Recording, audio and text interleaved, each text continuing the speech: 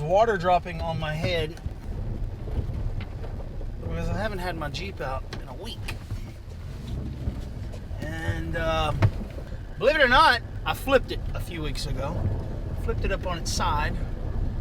And I can't see a fucking thing. I can't see shit! I need to go back and clean up my windshield. I can't see shit. Hold on.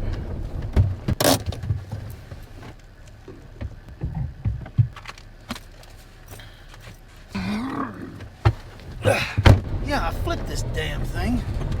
Well, technically I didn't flip it. I was sitting here doing nothing. Stuck on my side, and a buddy of mine behind me was pulling me out. And when he pulled me out, he flipped me over. Come on over. Yeah, baby. Woo! Didn't do any damage. Busted out that rear window and filled the entire Jeep with mud. The whole side. I'll show you a video, picture or something. I just got a phone call. Panic mode. Poor kid just hit a mailbox. One of those big brick mailboxes, busted it into 100 pieces. So, he gets to go and write a letter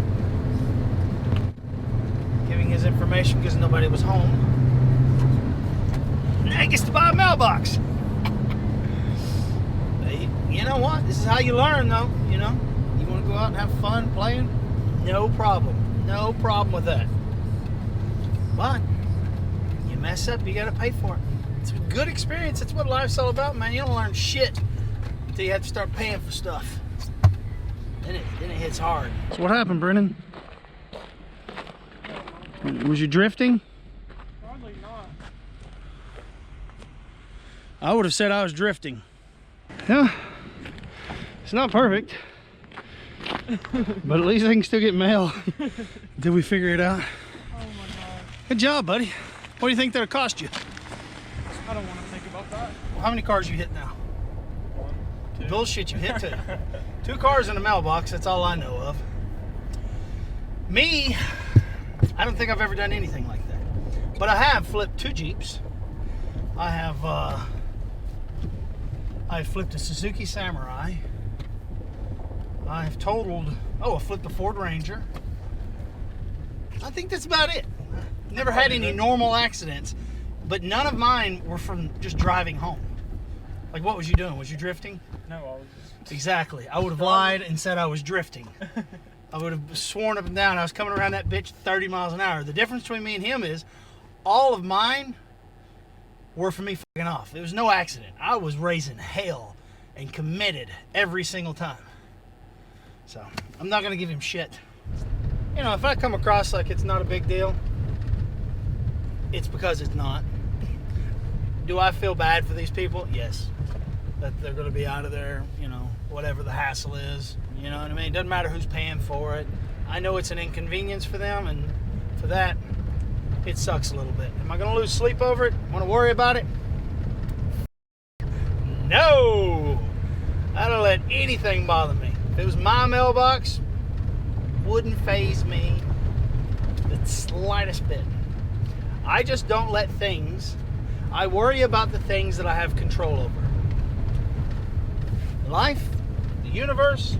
Did I quote my Russian buddy, Andre, as he says, shit happens. And he's right. Shit happens. And it's just what it is. It's no big deal. You don't worry about it. Even if I get burned in a deal, or a business deal, I wouldn't. Matter of fact, this is the way I run my business. When I do a contract with a company or a county, a city, it doesn't matter. It doesn't matter how big the contract is. They're not allowed to pay me for, like, say I do a contract for the entire year. They're not allowed to pay me up front. It has to be divided up over the 12 months. And at the bottom of my contract, it says no obligation to pay for any reason. And that sounds crazy to people, but you're not even allowed to pay me unless you're smiling when you write the check. You may think I'm full of shit. Don't care. You can ask my business partner, my family, anybody that's ever done business with me. That is the only way I am willing to do business with people, because if someone doesn't want to pay me, it means one of two things. My product or service wasn't good enough. And that happens sometimes. You know, sometimes you fail. Sometimes you don't deliver, especially when you're in the world of media and advertising. I mean, you're trying to see someone's vision through, and sometimes you just fall flat. So that's one. Or number two, this person or group of people is trying to cheat me, which has never happened.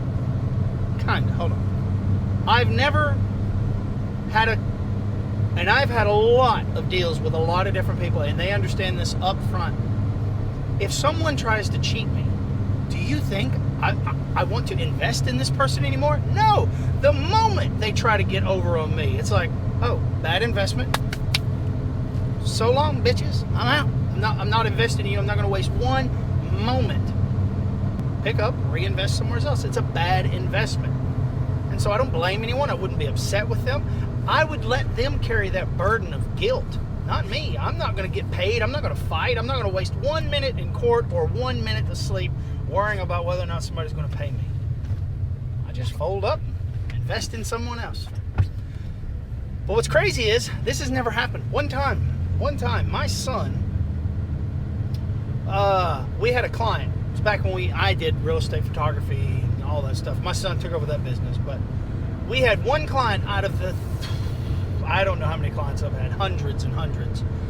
We had one, a lady. First time we ever did a job for her. My son, I don't know, he'd been doing it for 6 months maybe, and she calls me and says, there's not one photo of the front door of this house. I was like, really? Well, let me check. And I'm going through the photos and I'm saying, yeah, there's plenty of pictures of the front of the home. She was like, no, the front door. I said, did you ask for the front door to be photographed specifically? I couldn't figure out what this front door had. It was a basic house. There was nothing fancy about this house or this front door. And I said, did you ask for it? And she said, no. But I just assumed he would have taken a better shot of the specifically front door. And I said, well, it's no problem. I'll tell you what, I will send him back out and he'll get your photos. And she said, no, don't worry about it. I've already took a picture with my cell phone. I said, oh, well, that's unfortunate. I said, go ahead and cancel the invoice. You don't owe me any money. And she said, no, I'm paying. I said, no. You're not allowed to pay. You're not allowed to pay. I said, I promise you, I cannot accept your money. She tried to argue with me for a moment, but I didn't want to argue. I didn't patronize her. I wasn't condescending. I wasn't mean. I just knew in my heart it was not a good investment. It wasn't a good person to invest in. This would be a waste of my time.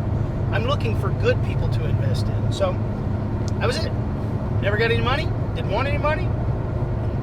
Do you think I took another job from her? Hell no.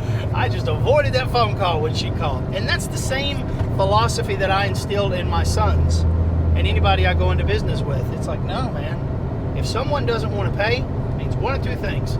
Your work sucks or they're a greedy fuck. That's a bad investment either way. This is what I do ask.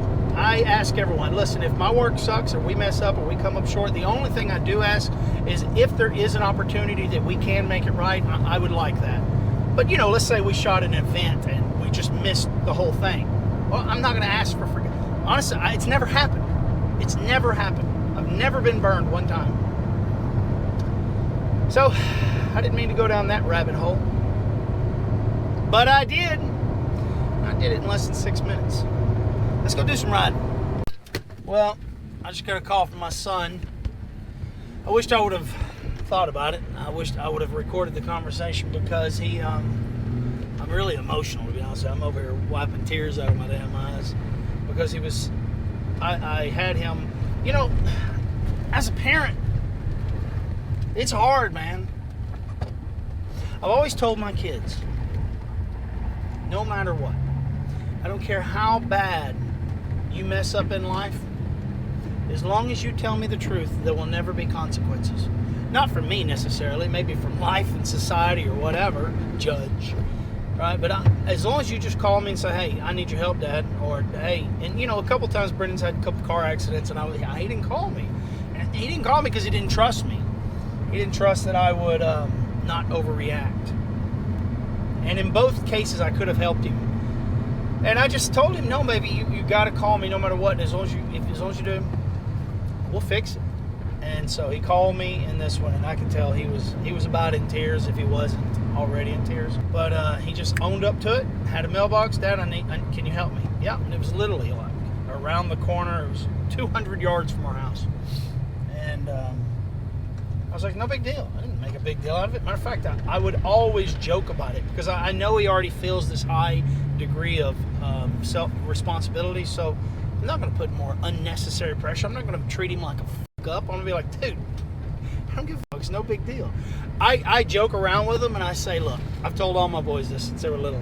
I don't care how bad you fuck up. Even if you murdered someone and you need help burying the body, I'll do it. No questions asked. And that sounds extreme, but it was an exaggeration to say you can call me if you need a ride home, if you got drunk, if you're with someone that's intoxicated. I don't care how bad it is. Call me. I'll get you. I'll come get you. Okay, so to wrap that up, he calls me and says, I could tell he was so excited. He's like, Dad, the lady called me. She was the nicest lady in the world. And I was like, well, that's because, I made him write a letter. Hello, my name's Brennan Carroll, da-da-da-da-da. And he apologized. Please contact me so I can make arrangements to replace your mailbox. And she's already had her mailbox hit before, and it's somewhere around $700 for this mailbox. Mailboxes are expensive, man. God. Anyways, I don't care.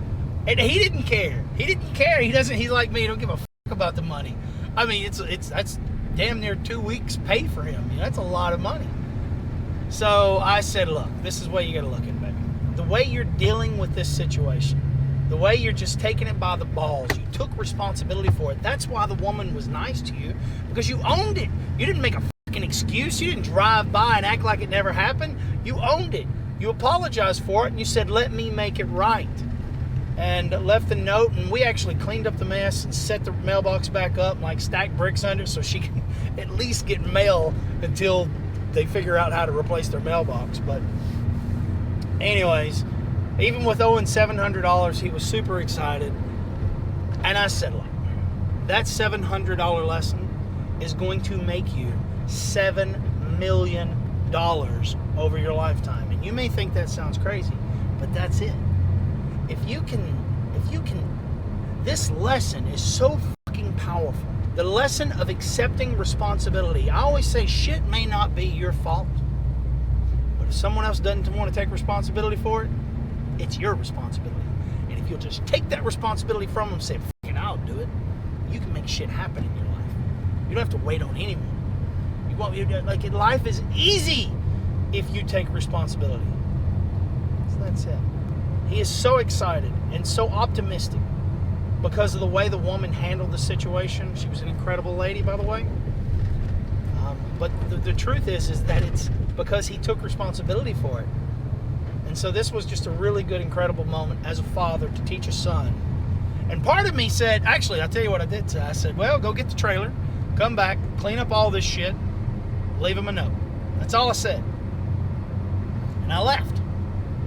He was nervous. He was like, I gotta pull the trailer? Hell, I just wrecked.